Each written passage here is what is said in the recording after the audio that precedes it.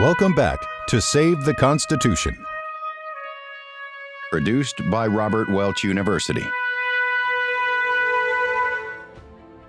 We hope you enjoyed our video on the Bill of Rights and are learning to appreciate our great Constitution. We encourage you to share these videos and the knowledge you're gaining with your friends and family. A proper understanding of the Constitution is critical if we want to keep the freedoms it was purposefully designed to protect. In this video, we will examine the role of state governments. First, let us consider the relationship between the state governments and the federal government. James Madison described it as one of dependence, the federal government being dependent on the states. The state governments may be regarded as constituent and essential parts of the federal government, whilst the latter is nowise essential to the operation or organization of the former. What we have in our day would be most alarming to our founding fathers. Far from the federal government being dependent upon the states, there is now an ever-increasing dependence of the state governments upon the federal government. We will examine that situation a little later in this episode. First, let us consider the intended roles of the state governments. There are two main roles. 1. Exercise powers essential to the people, but not explicitly granted to the federal government. 2. Protect the people from usurpations of power by the federal government. In the Federalist Papers, number 45, James Madison compared the state and federal governments, explaining the nature of powers delegated to the federal and state governments. The powers delegated by the proposed Constitution to the federal government are few and defined.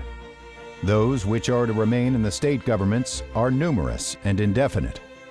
The former will be exercised principally on external objects as war, peace, negotiation, and foreign commerce, with which last the power of taxation will, for the most part, be connected. The powers reserved to the several states will extend to all the objects which, in the ordinary course of affairs, concern the lives, liberties, and properties of the people and the internal order, improvement, and prosperity of the state. The founders envisioned a nation in which there was a national government with power to accomplish its responsibilities for certain matters under the Constitution, but with the individual state governments retaining power, control, and influence over state matters. The Articles of Confederation had created a central government that was too weak to carry out its responsibilities, but that doesn't mean those writing the Constitution wanted an oppressively strong national government. They envisioned a federal system of shared powers, the national government having sufficient delegated power to preserve the union of the states, while the states, or the people themselves, retained all other powers and were free to enjoy the fruits of liberty.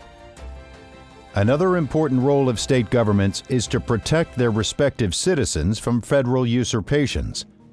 James Madison explained, "Should an unwarrantable measure of the federal government be unpopular in particular states, the means of opposition to it are powerful and at hand.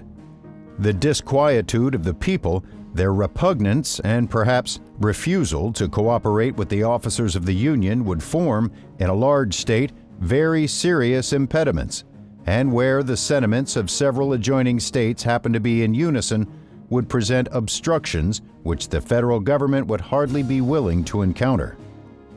But ambitious encroachments of the federal government on the authority of the state governments would not excite the opposition of a single state or of a few states only.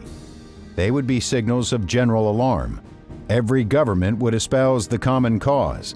A correspondence would be opened. Plans of resistance would be concerted. One spirit would animate and conduct the whole. Madison was not condoning civil war, but describing a balance of power by pointing out that the state governments properly could and should wield considerable power in opposition to federal usurpations of the rights of the states and of the people. Fisher Ames, who attended the Massachusetts Ratifying Convention, explained how the state governments would protect their citizens. They, the state governments, are the safeguard and ornament of the Constitution.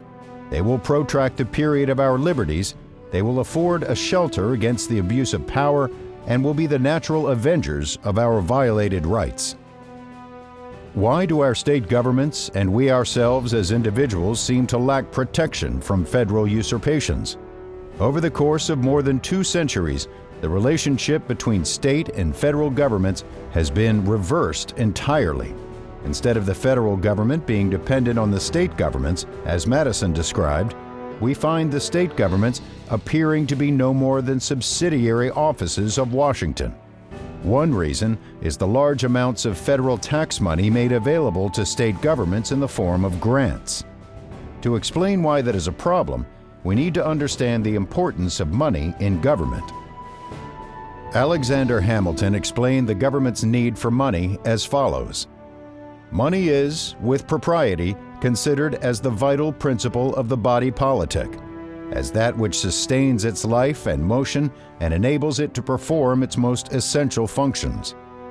A complete power, therefore, to procure a regular and adequate supply of revenue, as far as the resources of the community will permit, may be regarded as an indispensable ingredient in every constitution. State governments can tax their citizens, and do, but the state governments are no longer independent of the federal government because they accept federal money. The Center on Budget and Policy Priorities, a think tank, published an article in 2018 outlining this fact. They explained the extent of this dependence as follows. These federal grants provide roughly 31% of state budgets and 23% of state and local budgets combined, according to the most recent data. The situation would be viewed as extremely dangerous by the Founding Fathers. Do we see it in the same light? To illuminate the danger, let us examine the power of the purse. James Madison explained this power when writing about the House of Representatives. The House of Representatives can not only refuse, but they alone can propose the supplies requisite for the support of government. They, in a word, hold the purse. This power over the purse may, in fact, be regarded as the most complete and effectual weapon with which any constitution can arm the immediate representatives of the people for obtaining a redress of every grievance and for carrying into effect every just and salutary measure. Of course, the power of the purse is of tremendous benefit to the people with regard to the control it gives their representatives over the federal government. But it is another matter entirely when the federal government has obtained financial control over state governments.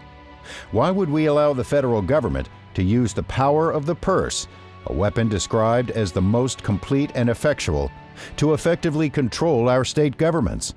Remember, governments exist to protect our rights.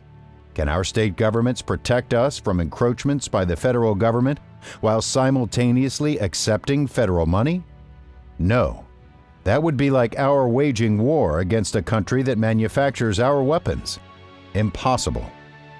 Besides the increasing influence of the federal government on state governments through federal grants of money, state governments lost a vital power over the federal government with the direct election of senators. This protection of the state governments was lost in 1913, when the 17th Amendment was ratified. Under the original Constitution, senators were appointed by the state legislatures.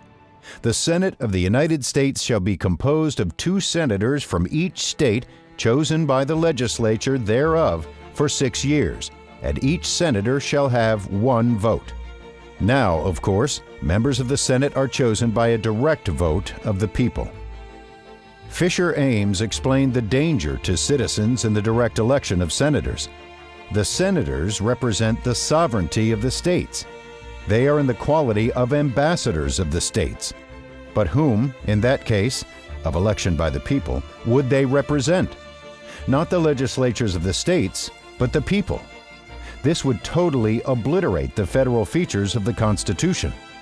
What would become of the state governments, and on whom would devolve the duty of defending them against the encroachments of the federal government?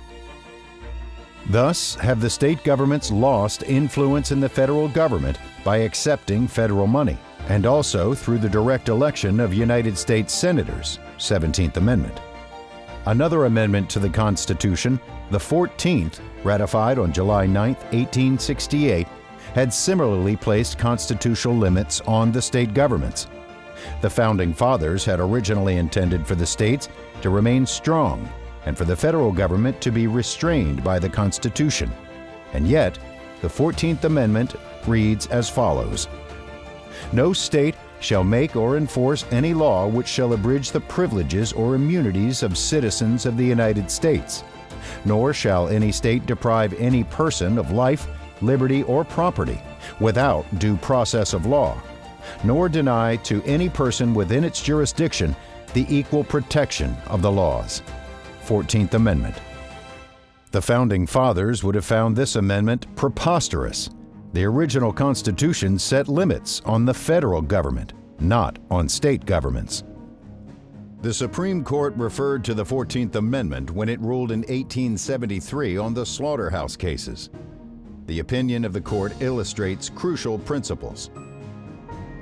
Was it the purpose of the 14th Amendment, by the simple declaration that no state should make or enforce any law which shall abridge the privileges and immunities of citizens of the United States, to transfer the security and protection of all the civil rights which we have mentioned from the states to the federal government?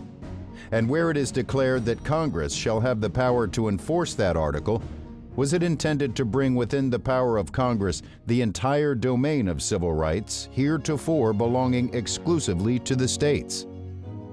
Constitutional scholar Joseph Andrews wrote, "The 14th Amendment was designed to empower the federal government to have greater control of protecting these basic rights on a state level. It represents the largest change in the original Constitution and the greatest shift from state to federal control, and continual expansion of federal control. It is tragic that force had to be resorted to in order to protect the basic rights of all people. Recall that the Constitution was not meant to be a tool that forced people to be virtuous. It was meant to govern a people already virtuous. It was meant to be a tool that controlled the government, not the people. This is a good example of how liberty is lost." Although the court ruled correctly in the slaughterhouse cases, the court's improper rulings later have led to massive invasions of states' rights by the federal government. Don Fotheringham wrote about the damage that has been done using the Bill of Rights and the 14th Amendment together. The language of Section 1 of Amendment 14 was unnecessary because due process is already guaranteed by the Fifth Amendment, and the other basic rights are guaranteed by every state constitution. Notwithstanding its redundant language, the damage inflicted on our country by the 14th Amendment is astronomical, having brought the federal government into state cases far beyond its jurisdiction. Moreover, those groups and individuals who seek to expand federal power now insist the 14th Amendment applies retroactively to the entire Bill of Rights. And on that spurious notion, they claim the first 8 amendments empower the federal government against the states. The people were protected by the state governments from encroachments on them by the federal government. The 14th Amendment removed that protection. The Supreme Court argued in the slaughterhouse cases against improper interpretation of the 14th Amendment. The court has since then interpreted it improperly. To restore the original balance of power between the state governments and the federal government, an amendment to repeal the 14th Amendment could be ratified. That process was used with the 18th and 21st Amendments to the Constitution, which respectively introduced and then repealed prohibition. We also need to repeal the 17th Amendment if we want to regain the influence by our state governments individually and collectively on the federal government. Our Founding Fathers would be appalled to see the usurpation of state sovereignty by the federal government. We hope you feel a desire to regain the protection of rights our state governments should give us. We encourage you to share this video with your friends and neighbors. We need to educate as many people as possible about our Constitution and how our governments, local, state, and federal, should be functioning. Please consider joining Freedom First Society in our fight to save the Constitution. Join us next time as we examine how the current state of the federal government compares to that provided by the Constitution. Please visit robertwelchuniversity.org and freedomfirstsociety.org for more educational material.